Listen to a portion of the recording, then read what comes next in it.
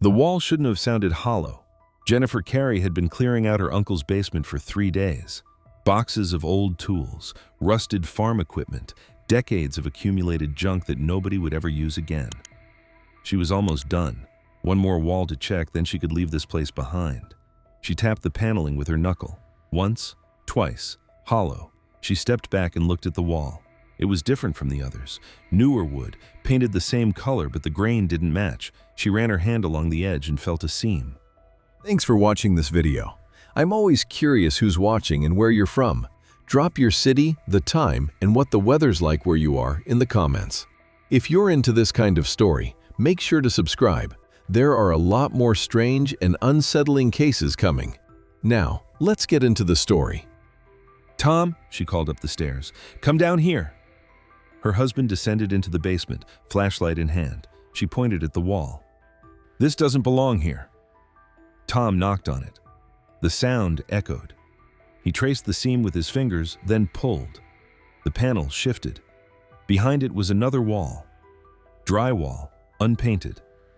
And in the center, a door. A door that had been sealed shut with 2x4s nailed across the frame. They looked at each other. Tom pulled out a crowbar from one of the boxes. The nails came out with a screech. The door opened. The smell hit them first. Stale air, dust, something else underneath. Faint, sweet, wrong. Tom shined the flashlight inside. A room, maybe 10 feet by 12. No windows. A single bare bulb hanging from the ceiling. And everywhere, on every surface, the remnants of a life that had stopped decades ago. Children's clothes, small shirts and jeans neatly folded on a wooden shelf. A pair of sneakers, size 3, lined up against the wall. A school backpack, faded red, slumped in the corner. On a small table, a stack of coloring books, crayons still in the box, a plastic cup. Jennifer stepped inside. Her hands were shaking. On the backpack, stitched in blue thread, was a name, Danny. She turned to Tom. His face had gone pale. "We need to call someone," he said. Jennifer pulled out her phone. No signal. She ran upstairs, dialed 911, her voice breaking as she tried to explain what they'd found. Sheriff Lucas Davis arrived 40 minutes later. He stood in the doorway of the hidden room, not speaking, just looking. Behind him, 2 deputies waited in the basement, their radios crackling. Davis stepped inside. He picked up one of the coloring books. Half the pages were filled in. Careful, deliberate strokes. A house, a tree, a dog, stick figures holding hands. He set it down and looked at the shelf. The clothes were organized by size, smallest on the left, larger on the right, as if someone had been keeping track, as if someone had expected the child to grow. On the floor, tucked against the wall, was a piece of paper. Davis crouched and picked it up. A drawing, crayon on construction paper, the edges curled with age. A house, windows, a door, and in one window, a small figure. Beneath it, in a child's handwriting, "I want to go home." Davis folded the paper carefully and slipped it into an evidence bag. "Seal this room," he said. "No one else comes in until forensics gets here." He walked back upstairs, past Jennifer and Tom, out into the August heat. He stood on the porch of the farmhouse and looked at the fields stretching in every direction. Corn, soybeans, a dirt road leading to the highway 20 minutes away. He pulled out his phone and called the state police. "I need a forensic team," he said, "and I need someone to pull missing persons cases from the 1980s. We just found a room, and I think someone's been looking for this child for a very long time." Let's go back to the beginning. August 12, 2021, Clayton County, Iowa. Harold Metcalf, 68 years old, was found dead on his property at approximately 7:30 in the morning. The body was discovered by a delivery driver who had come to drop off a package and noticed the front door was open. Metcalf was lying face down near the old barn, about 50 yards from the house. No signs of struggle, no visible wounds. Van Coroner would later determine that the cause of death was most likely cardiac arrest, though the exact circumstances remained unclear. Harold Metcalf had lived on this farm his entire life. The land had been in his family for 4 generations, passed down from father to son since the 1890s, 320 acres of flat Iowa farmland.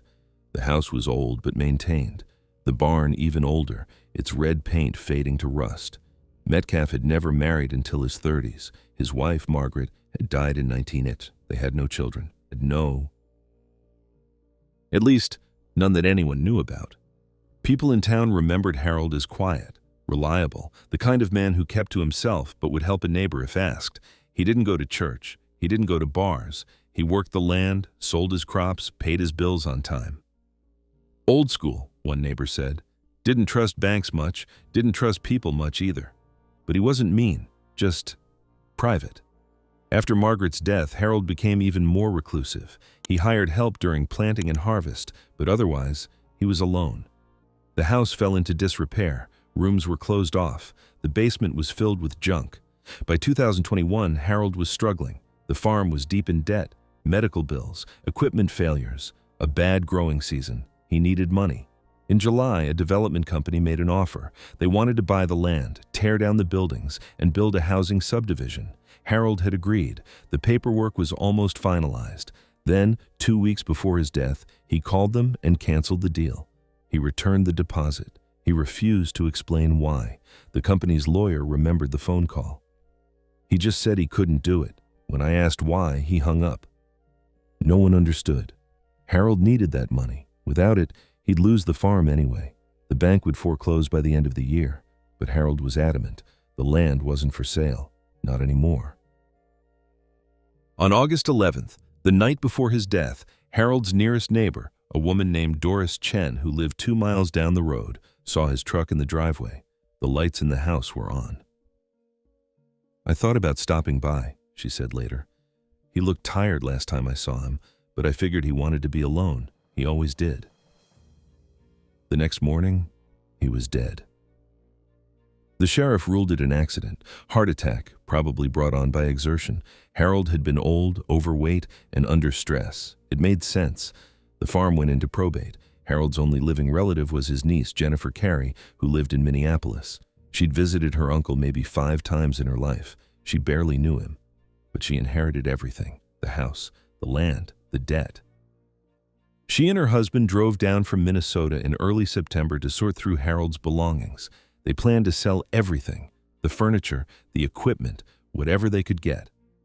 On the 3rd day, they went into the basement, and they found the room. Sheriff Davis stood in Harold Metcalf's kitchen, staring at the forensic report. The room had been sealed for decades. The door, the drywall, the false wall, all of it installed sometime in the mid-1980s. Dust samples confirmed the age. The air inside had been stagnant for nearly 40 years. The children's clothes were authentic, labels from stores that hadn't existed since the 1980s. The coloring books, the toys, the sneakers, all of them dated to the same period. And the name on the backpack, Danny. Davis opened his laptop and pulled up the National Missing Persons database. He filtered by first name, time period, region, 17 results. He scrolled through them. Most were resolved: runaways who'd returned, bodies that had been found, cold cases that had gone nowhere. Then he saw it: Daniel Danny Bridger, age 8, last seen June 14, 1983, Cedar Falls, Iowa. Davis clicked on the file. A photo appeared: a boy with brown hair, a gap-toothed smile, wearing a blue baseball cap. The report was short. Danny had disappeared after school. No witnesses, no leads. The initial investigation focused on the family: an alcoholic father, an overworked mother, signs of neglect. The assumption was that Danny had run away. The case was never officially closed, but after 6 months, the active search ended. Danny Bridger became a statistic, one of thousands of missing children who simply vanished. Cedar Falls was 43 miles from Harold Metcalf's farm. Davis picked up his phone and called the state forensic lab. "I need you to run the prints from that room," he said, "and I need DNA samples from everything: clothes, toys, anything that might have been touched." "Looking for a match?" the tech asked. "Yeah," Davis said. "A boy named Danny Bridger, missing since 1983. He hung up and looked at the photo on his screen. The boy's smile, the blue cap. Somewhere in that house, there were answers. Somewhere in Harold Metcalf's 40 years of silence, there was a reason. Davis just had to find it. 3 days later, the results came back. Fingerprints on the coloring books, the toys, the doorknob. Partial prints, degraded by time but clear enough to analyze. 2 sets, one belonging to a child, one belonging to an adult. The adult prints matched Harold Metcalf. The child's prints were run through every database available: juvenile records, hospital records, school enrollment, nothing. Whoever that child was, they'd never been fingerprinted, never been in the system. But the DNA told a different story. On one of the shirts, they found a trace: skin cells, epithelial DNA, degraded but intact enough to sequence. It was compared to the DNA of Danny Bridger's mother, who was still alive, living in a nursing home in Waterloo. The match came back at 99.7% probability. The child in that room was Danny Bridger. Sheriff Davis stood in the hidden room again, alone this time. He looked at the shelf of clothes, the toys, the drawing on the floor. I want to go home. Danny had been here, in this room, in this house. For how long? Days, weeks, months, and where was he now? No body had been found, no grave, no bones. Just a room, sealed and forgotten. Davis picked up the drawing. The house in the picture wasn't this farm. The windows were different. The door was painted blue. It was somewhere else, somewhere Danny remembered, somewhere he wanted to be, but never was. Davis folded the paper and left the room. As he climbed the basement stairs, one question echoed in his mind. If Danny Bridger died here, where is he now? And if he didn't die here, then why did Harold Metcalf keep this room hidden for 40 years? The file on Danny Bridger was thin, 12 pages, most of it witness statements that led nowhere. Sheriff Davis sat in his office reading through the original case from 1983. The lead investigator had been a detective named Paul Garrison, retired now, living in Arizona. Davis had called him that morning. "I remember that kid," Garrison said. His voice was rough, tired. "We looked everywhere. Dragged the river, searched the woods, interviewed everyone in a 10-mile radius, found nothing." "What was your theory?" Davis asked. "Runaway. The family was a mess. Father drank, mother worked 2 jobs, barely home. Kid was basically raising himself. We figured he just took off. Happens more than people think." "Did you ever consider abduction?" A pause. "We considered everything. But there were no witnesses, no signs of struggle, no ransom demand. Kid just vanished between school and home. 3 blocks, in broad daylight." "You ever look at Harold Metcalf?" "Who?" "Farmer. Lives 40 miles from Cedar Falls. We found Danny's things in his house." Silence on the line. Then, "Jesus Christ, you found him?" "Not yet," Davis said. "Just his belongings. I need to know if Metcalf's name ever came up in your investigation." "I'd have to check my notes, but I don't remember it. What's his connection to the kid?" "That's what I'm trying to find out." Davis hung up and opened the family file. Danny's mother, Linda Bridger, was 68 now. She'd moved to a nursing home after a stroke in 2019. His father, Robert Bridger, had died in 1995 from cirrhosis. No siblings.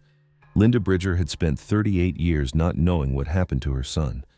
Now, maybe, she'd get an answer. Davis drove to Waterloo. The nursing home was a low brick building surrounded by oak trees. Inside, Linda sat in a wheelchair by a window, staring at the parking lot. She was small, frail, her hands knotted with arthritis.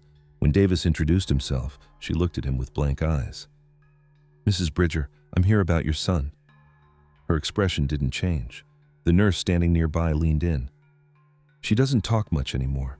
The stroke affected her speech, but she understands." Davis pulled a chair close and sat down. He spoke slowly, carefully. "We found some of Danny's things. His backpack, his clothes. We're trying to understand what happened to him." Linda's eyes moved to his face. For a moment, they sharpened. "Do you remember the last time you saw Danny?" Davis asked. She didn't answer, but her right hand lifted, trembling, and pointed at the table beside her. On it was a framed photo, a boy in a blue baseball cap, smiling. "That's him," the nurse said softly. "She keeps it with her, always." Davis looked at the photo, the same face from the missing persons file, 8 years old, gap-toothed, alive. "Mrs. Bridger, did Danny ever mention a man named Harold Metcalf or a farm?" Nothing, just the blank stare. Davis tried a different approach. Did Danny have friends outside of town? Anyone he visited? Linda's lips moved, a faint whisper. Davis leaned closer. "Church?" "Church?" Davis said. "Danny went to church?" A slow nod. The nurse checked the file. She used to attend St. Paul's Lutheran in Cedar Falls. Haven't been in years. Davis made a note. Thank you, Mrs. Bridger. If we find out what happened, I'll let you know. As he stood to leave, Linda's hand shot out and gripped his wrist. Her strength surprised him. She stared at him, her mouth working, trying to form words.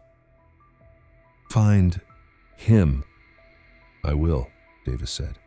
I promise. St. Paul's Lutheran Church was a white building on the edge of Cedar Falls, its steeple visible from the highway. Davis arrived on a Sunday morning, just as the service was ending. The pastor, a woman in her 50s named Reverend Ann Holloway, met him in the office. She'd been at the church for 15 years, but she remembered the Bridger case. It was before my time, but people still talk about it. A boy disappearing like that, it shook the community. Did the family attend regularly? Davis asked. According to the records, Linda brought Danny most Sundays. The father never came. I spoke to some of the older members. They remember Danny as a quiet kid, sat in the back with his mother, didn't cause trouble. Anyone here take a special interest in him? Someone who might have offered help? Holloway frowned. Help how? The family was struggling. Maybe someone offered to take Danny in, mentorship, anything like that.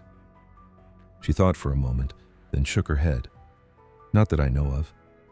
But you could talk to Edna Price. She's been a member here for 60 years. If anyone remembers, it's her. Edna Price was 84, sharp-eyed and direct. She sat in the church library, hands folded in her lap, and looked at Davis like she was deciding whether to trust him. You're asking about Danny Bridger, she said. Yes, ma'am. Why now? It's been almost 40 years. We found new evidence. I'm trying to understand who he knew, who he trusted. Edna was quiet for a moment. Then she said, there was a man. Came to church sometimes in the early 80s. Didn't talk much. Sat alone. Harold something. I don't remember his last name.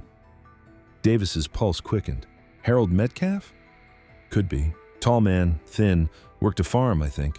His wife came with him once or twice. Quiet woman. Sad eyes. Did he ever interact with Danny? I saw them talking once, after service.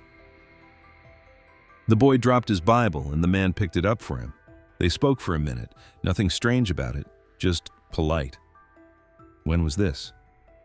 Spring of 1983, maybe April or May. I remember because it was right before Danny disappeared. Davis leaned forward. Did you tell the police this back then? Edna shook her head. Nobody asked, and I didn't think it mattered. It was just a man being kind to a kid. Back at the station, Davis pulled Harold Metcalf's records. In 1983, Harold would have been 30 years old, recently married, no criminal history, no prior complaints. Davis called the county archives and requested building permits for the Metcalf property. 3 days later, the documents arrived. June 1983, Harold Metcalf had filed a permit for basement renovations. The application listed the work as structural reinforcement and interior updates. It was approved without inspection. June 1983, 1 week after Danny Bridger disappeared. Davis sat back in his chair and stared at the permit. Harold had started construction immediately. He'd sealed off a section of the basement, built walls, installed a door, and no one had questioned it. Davis called Doris Chen, Harold's neighbor. She was in her 70s now, but she remembered the summer of 1983. Harold was working on the house, she said. He told me he was fixing up the basement, said it was a surprise for Margaret.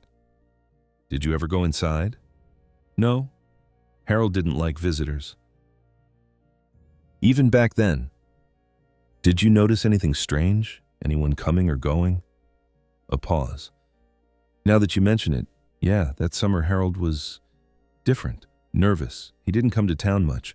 Margaret did all the shopping, and one time I drove past their place at night.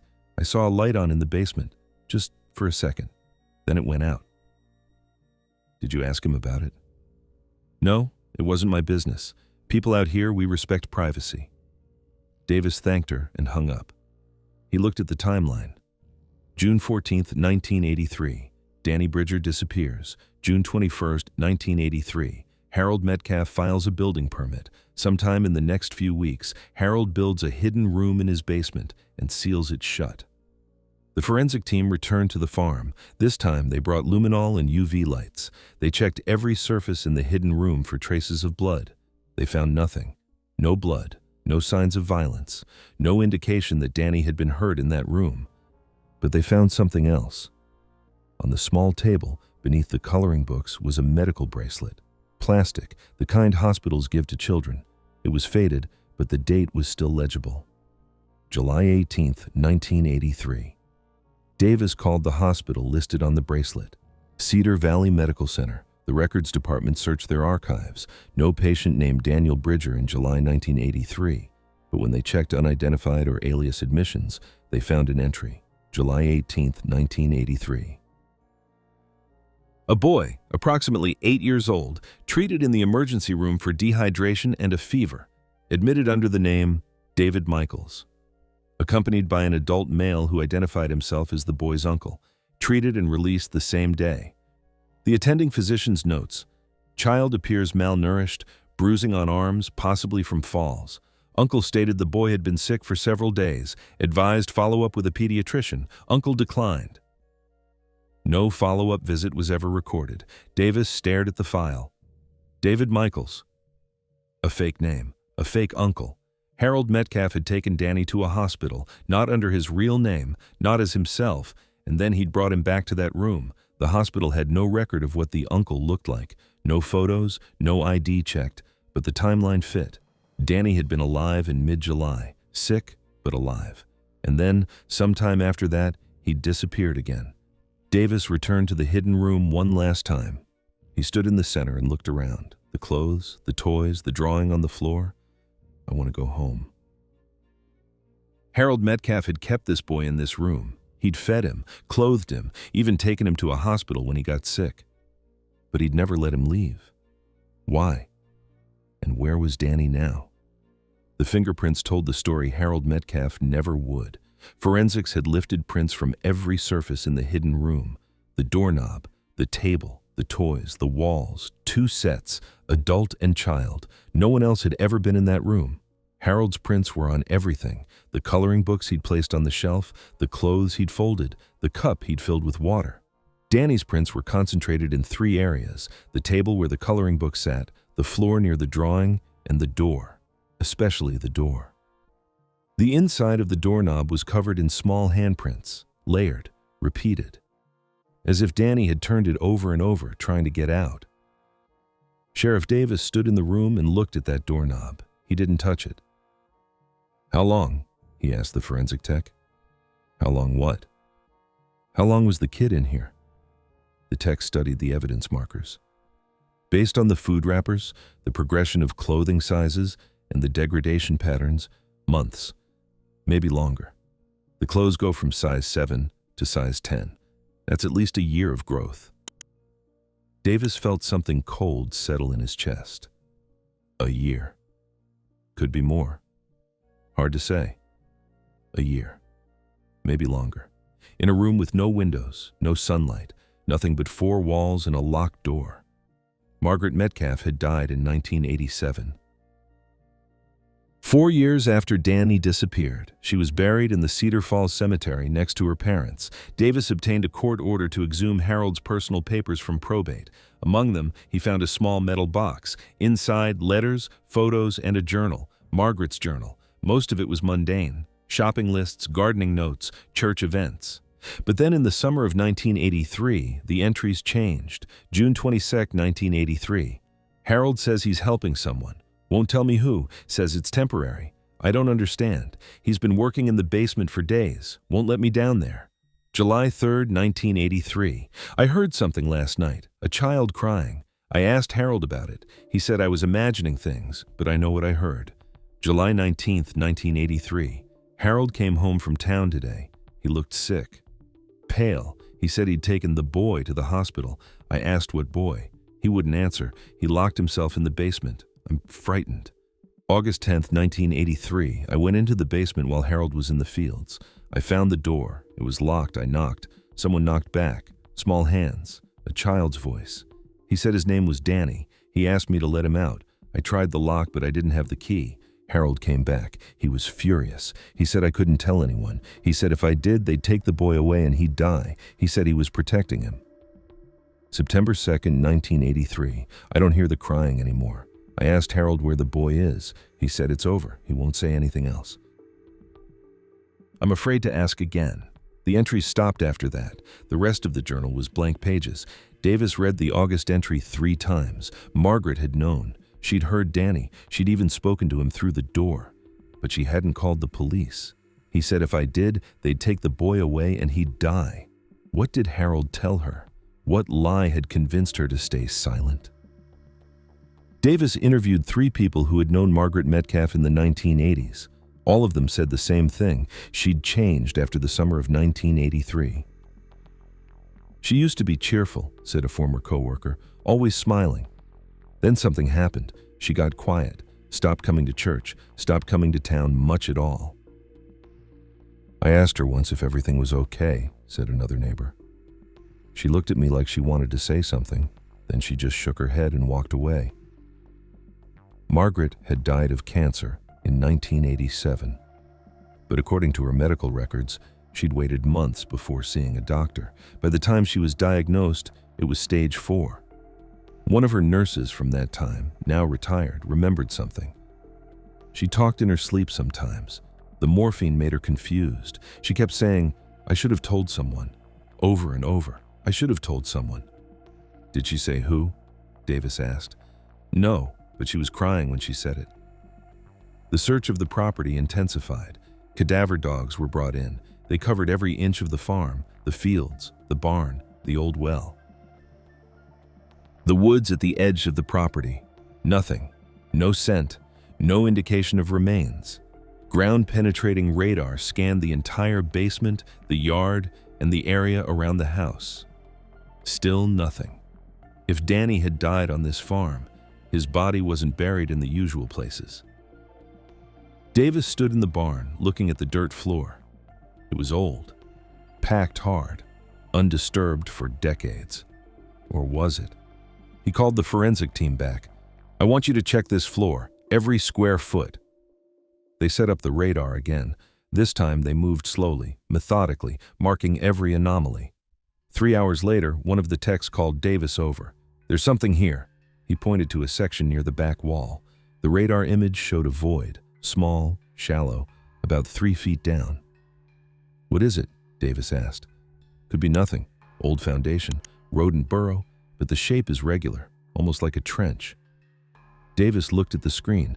The void was roughly 6 feet long, 2 feet wide, the size of a grave. The excavation began the next morning. They removed the dirt carefully, layer by layer. 6 inches, 12 inches, 18. At 2 feet they hit something. Not bone, not fabric, plastic, a tarp, blue, heavy duty, wrapped around something and tied with rope.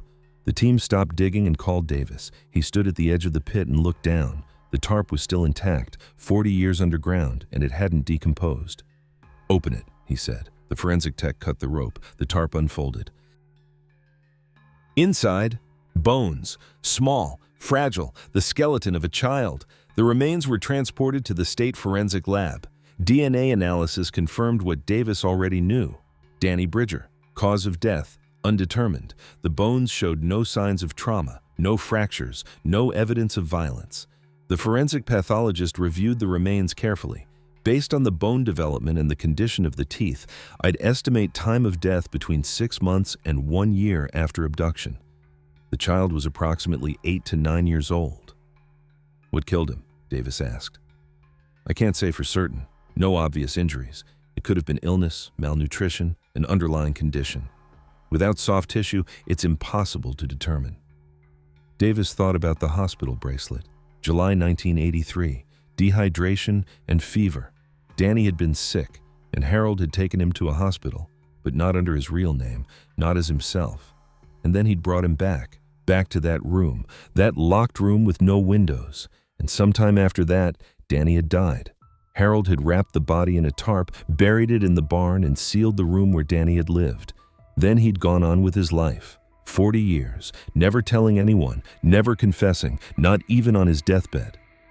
Davis returned to the hidden room one last time. He stood in the doorway and looked at the shelf, the clothes, the toys, the drawing on the floor, all of it preserved, all of it waiting. He picked up the drawing. "I want to go home." Danny had drawn this while he was alive, while he was trapped in this room, hoping someone would find him, hoping someone would let him out, but no one had. Margaret had known. She'd heard him crying. She'd even spoken to him, but she'd stayed silent. And Harold had kept him here, fed him, clothed him, even tried to save him when he got sick, but he'd never let him go. Why? Davis had read the journal. He'd studied the evidence. He'd interviewed everyone who'd known Harold Metcalf, and he still didn't understand. What had Harold told himself? That he was protecting Danny, saving him from a bad home? Or had it been something else, something darker? There were no answers in this room, just silence. Davis folded the drawing and left. As he climbed the stairs, he thought about the one piece of evidence they hadn't found, the blue baseball cap. In every photo of Danny, he was wearing it. The police report from 1983 mentioned it specifically. Danny's mother had said he never went anywhere without it, but it wasn't in the room. It wasn't in the grave. It was missing, and Davis didn't know why. Sheriff Davis pulled the phone records from Harold Metcalf's landline. The last 3 months of his life, most of it was routine, calls to the feed store, the bank, the medical clinic. But on July 28, 2021, 2 weeks before Harold's death, there was a call to Clayton County Sheriff's Office. Davis checked the log. The call had come in at 9:47 p.m. Duration, 23 seconds. He requested the recording. The voice was old, shaky, difficult to understand. I need to tell someone. Before they tear it down, I need to. Static, heavy breathing. The line went dead. The dispatcher had tried calling back. No answer. Davis played the recording again, listened to the pauses, the fear in Harold's voice. Before they tear it down. Harold had known that if the development company demolished the buildings, they'd find the grave, find the room, find Danny, and he'd tried to call, tried to confess, but he couldn't finish. Davis drove to the development company's office in Des Moines. The project manager, a woman named Rachel Voss, pulled up the file on the Metcalf property. "We made an offer in June," she said. Harold accepted. "We were set to close in August. Then he called us out of nowhere and canceled. Refused to explain, just said the deal was off." "When exactly did he call?" She checked the records. July 30th, 2 days after the call to the sheriff's office. "How did he seem?" Davis asked. "Stressed, upset. He said he'd made a mistake and couldn't go through with it." "Did he say why?" "No. We offered to negotiate. We even offered more money. He wouldn't budge." Davis thanked her and left. The timeline was clear now. Harold had agreed to sell the land, but as the closing date approached, he'd realized what would happen. The company would demolish the barn, they'd excavate the foundation, and they'd find Danny. So he'd called them off, returned the deposit, canceled the sale, even though he was drowning in debt, even though he'd lose the farm anyway. He couldn't let them find the body. The autopsy report on Harold Metcalf sat on Davis's desk. He read it again, this time looking for details he'd missed. Cause of death, cardiac arrest, likely brought on by physical exertion. But there were other findings, scratches on Harold's hands and forearms, dirt under his fingernails, bruising on his knees. The coroner had noted it but hadn't considered it significant. Old man, working a farm. Minor injuries were expected, but Davis saw it differently now. Harold had been digging. Davis returned to the farm, the area around the barn where Harold's body had been found. He walked the perimeter slowly, looking at the ground. Most of it was undisturbed, hard-packed dirt, weeds growing through. But near the back wall of the barn, there was a spot where the soil looked different, looser, darker. Davis crouched down and touched it. The dirt was soft, recently turned. He called the forensic team. "I need you to check this area, right here." They brought shovels, dug carefully. 6 inches down they found it, a hole, partially refilled, about 2 feet deep, and at the bottom, a shovel. Old, rusted, the handle worn smooth, Harold's shovel. Davis stood at the edge of the hole and looked at the barn wall. 20 feet away was the spot where they'd found Danny's remains. Harold had been trying to reach the grave, trying to dig it up, but why? The grave was inside the barn, under 3 feet of packed earth. To reach it from the outside, Harold would have had to tunnel through the foundation wall, an impossible task for a 68-year-old man, especially alone. But he'd tried anyway. Davis measured the distance. Harold had been digging toward the grave. He'd gotten maybe 2 feet before he stopped, or before his heart gave out. The coroner had estimated time of death at approximately 6:00 a.m. Harold had been found at 7:30, which meant he'd been digging in the pre-dawn darkness, alone, desperate, trying to move a body that had been buried for 40 years. Jennifer Carey stood in the farmhouse kitchen, staring at the letter. Davis had found it on Harold's desk, unfinished, dated August 11th, 2021, the day before he died. It was addressed to whoever finds this. The first line read, "I need you to understand why I..." The rest of the page was blank. "What do you think he was going to say?" Jennifer asked. Davis didn't answer. He'd been asking himself the same question. Why he took Danny, why he kept him, why he buried him in the barn and never told anyone?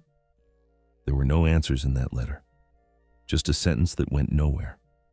Jennifer set the letter down. "I spoke to a lawyer. The estate is worthless. The bank's foreclosing. I'm not contesting it." "What about the house?" "They can have it. I don't want it. I don't want any of this." She looked around the kitchen. "I keep thinking about that room, about that boy. And I wonder if my uncle was, if he was always like this, or if something happened to him." "Like what?"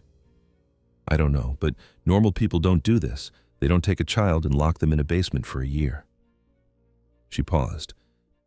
"Do you think he was trying to help? Like, in his mind, was he saving Danny from something?" Davis thought about Margaret's journal. He said if I told anyone, they'd take the boy away and he'd die. "Maybe," Davis said. "Or maybe he convinced himself of that, made himself believe it so he could live with what he'd done." "Do you think he regretted it?" Davis thought about the phone call, the unfinished letter, the hole Harold had been digging. "Yeah," he said. "I think at the end he did." The final piece of evidence came from Harold's medical records. In July 2021, Harold had visited his doctor, routine checkup. The doctor had noted elevated blood pressure, early signs of heart disease, and recommended lifestyle changes. Harold had asked a strange question during that visit. How long does it take a body to decompose? The doctor, confused, had assumed Harold was asking about his own mortality. He'd given a vague answer about natural processes and changed the subject. But Harold hadn't been asking about himself. He'd been asking about Danny. 40 years underground. Would there be anything left? Anything identifiable? Harold had been planning something, trying to figure out if he could move the remains before the demolition started, but he'd run out of time. On September 15, 2021, the Clayton County Sheriff's Office held a press conference. Sheriff Davis stood at the podium and read a prepared statement. On September 3rd, human remains were discovered on the property of Harold Metcalf in rural Clayton County. The remains have been positively identified as those of Daniel Bridger, who went missing from Cedar Falls in June of 1983. He paused. The room was silent. Evidence indicates that Danny was held on the Metcalf property for a period of months before his death. The exact cause of death remains undetermined. Harold Metcalf, the property owner, is deceased and cannot be questioned. The investigation is ongoing. A reporter raised her hand. "Do you believe Harold Metcalf abducted Danny Bridger?" "Yes." "Why?" Davis looked at the cameras, at the faces in the crowd. "I don't know," he said. "And I don't think we ever will." 3 days later, Davis received a call from Linda Bridger's nurse. "She's asking for you." Davis drove to Waterloo. Linda was in her wheelchair, the same spot by the window. But this time, when he sat down, she turned to look at him. Her eyes were clear, focused. "You found him," she whispered. "Yes, ma'am." A tear slid down her cheek. "Where?" "A farm. About 40 miles from here. He's been there the whole time." Linda closed her eyes. Her lips moved silently. A prayer, maybe. Or just a goodbye. When she opened her eyes again, she looked at Davis. "Why?" "I don't know," Davis said. "The man who took him is dead. He never told anyone why." Linda stared out the window. 38 years, I thought. I thought maybe he ran away. Maybe he was alive somewhere, happy. I'm sorry. She shook her head. Don't be. At least now I know. Davis stood to leave. As he reached the door, Linda spoke again. Is he coming home? Davis turned. Yes, we'll release his remains to you as soon as the investigation is complete. Linda nodded. Good. He should be with me, where he belongs. Danny Bridger was buried on October 2nd, 2021, a small funeral. Linda Bridger attended in her wheelchair, surrounded by a handful of relatives who'd barely known the boy. The casket was small, white. On top of it, Linda had placed a photo, Danny in his blue baseball cap, smiling. Sheriff Davis stood at the back of the cemetery, watching from a distance. He thought about the hidden room, the drawing on the floor, the fingerprints on the doorknob. I want to go home. Now, finally, Danny was. The investigation officially closed on November 1st, 2021. The final report was 47 pages long. It detailed the timeline, the evidence, the findings. Conclusion: Harold Metcalf abducted Daniel Bridger on or around June 14, 1983. Motive: unknown. Danny was held in a concealed room in the basement of Metcalf's farmhouse for an estimated 6 to 12 months before his death. Cause of death: undetermined, likely natural causes or illness. Metcalf buried the remains in the barn and concealed the crime for 38 years. No charges would be filed. The perpetrator was dead. Case closed. But Sheriff Davis knew it wasn't that simple. He'd spent 2 months going through every piece of evidence, every witness statement, every scrap of Harold Metcalf's life, and he still didn't understand why. Harold had no history of violence, no prior arrests, no complaints. Nothing in his background suggested he was capable of abducting a child. The psychiatric evaluation, conducted posthumously based on interviews and records, was inconclusive. Possible delusional disorder, the psychiatrist wrote. Subject may have genuinely believed he was protecting the child from harm. However, without direct testimony, this remains speculative. Davis sat in his office and read the report one more time. Protecting the child from harm. Margaret's journal had said the same thing. He said if I told anyone, they'd take the boy away and he'd die. But protecting him from what? Danny's home life had been rough. An alcoholic father, an overworked mother, neglect maybe, but not abuse. Not the kind that would justify taking a child. So why had Harold done it? Davis looked at the evidence board on his wall. Photos of the hidden room, the grave, the letter Harold never finished. I need you to understand why he took Danny, why he kept him locked up, why he buried him in the barn and stayed silent for 40 years. Harold had tried to explain, in that phone call, in that letter, but he'd never finished. And now, no one would ever know. The Metcalf farm was sold at auction in December. A developer bought it for a fraction of its value. By January, the house was gone. The barn was gone. The land was graded flat. Within a year, there would be houses, streets, families. No one would know what had happened there, except for one thing. Before the demolition, Davis had gone back to the hidden room one last time. He'd taken the drawing, the one Danny had made. I want to go home. He kept it in his desk, a reminder. Jennifer Carey never returned to Iowa. She sold everything she could and walked away. She didn't want the money, didn't want the memories. I keep thinking about him, she told Davis in their last phone call. My uncle, I saw him maybe 5 times in my whole life. He seemed normal, quiet, but normal. And now I find out he did this. I keep wondering if I missed something, some sign. There wasn't anything you could have done, Davis said. Maybe, but it doesn't make it easier. She paused. Do you think he loved Danny? In some twisted way?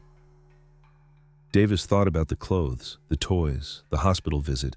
Harold had cared for the boy, fed him, tried to keep him alive. I don't know, Davis said. Maybe he thought he did. Linda Bridger died in March 2022, peacefully, in her sleep. The nurse called Davis to let him know. She seemed at peace after the funeral, like she'd been waiting all those years, and finally, she could rest. Danny and Linda were buried side by side, a single headstone with both their names, together again. In April, Davis received a letter, no return address, postmarked from Arizona. Inside was a single page, handwritten. Sheriff Davis, I read about the Bridger case in the news. I was the detective who worked it in 1983. I wanted to reach out. I've been thinking about it a lot, about what I missed. I went through my old notes, and I found something. In June 1983, we interviewed everyone in Cedar Falls who'd had contact with Danny. One of them was a man who attended St. Paul's Lutheran Church. I remember him because he seemed nervous. Said he'd seen Danny a few times at church but didn't know him well. I didn't follow up, didn't think it mattered. I never got his name. Just wrote "farmer from out of town" in my notes. I think that was Harold Metcalf. I think I talked to him, and I let him go. I wanted you to know, not because it changes anything, but because I've been carrying it for 40 years, and I thought maybe you should know that I failed that kid. If I'd pushed harder, if I'd asked more questions, maybe Danny would still be alive. Paul Garrison. Davis read the letter twice. Then he folded it and put it in the case file. Garrison hadn't failed. He'd done his job. There had been no evidence, no reason to suspect Harold. But Davis understood. The guilt, the what-ifs. He felt them too. On June 14, 2022, the 39th anniversary of Danny's disappearance, Davis drove to the site where the Metcalf farm used to be. There was nothing left, just an empty field, construction equipment parked at the edges, stakes in the ground marking future lots. He stood where the barn had been, where Danny had been buried for nearly 4 decades. The wind moved through the grass. The sky was clear. Davis thought about the blue baseball cap, the one piece of evidence they'd never found. He'd checked everywhere. The room, the grave, Harold's belongings. It wasn't there, and Davis didn't know what that meant. Had Harold kept it, hidden it somewhere else, thrown it away? Or had Danny been wearing it when he died and Harold had buried it with him, but time had erased it completely? There was no way to know. Just like there was no way to know why Harold had done it, why he'd taken a boy from a church parking lot and locked him in a basement, why he'd kept him there for months, why he'd never let him go. The answers had died with Harold Metcalf on that August morning. All that remained was the room, the grave, and the questions. A week later, Davis got a call from the new property owners, a young couple who'd bought one of the first houses built on the land. "We keep hearing something," the woman said. "At night. It sounds like someone crying or calling out. I know it sounds crazy, but..." "It's an old property," Davis said. "Wind through the trees, animals. You'll get used to it." "Yeah," she said. "You're probably right." But she didn't sound convinced. Davis hung up and stared at his desk, at the drawing in the folder. "I want to go home." Danny was home now, buried next to his mother, at rest. But sometimes late at night, Davis wondered if it was enough, if Danny had found peace, or if some part of him was still there, still in that room, still waiting for someone to open the door.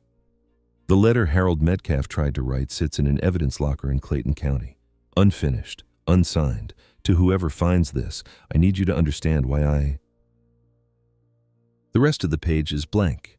Sheriff Lucas Davis has read it 100 times, looking for an answer, looking for something Harold didn't write, but there's nothing there, just silence. And maybe that's the truth. Maybe there is no reason, no explanation that would make sense, no words that could justify what Harold did. He took a child, he kept him hidden, and when that child died, he buried him and stayed silent for the rest of his life. That's all anyone will ever know. The rest is gone, locked away forever, like the room itself, empty now, but never forgotten.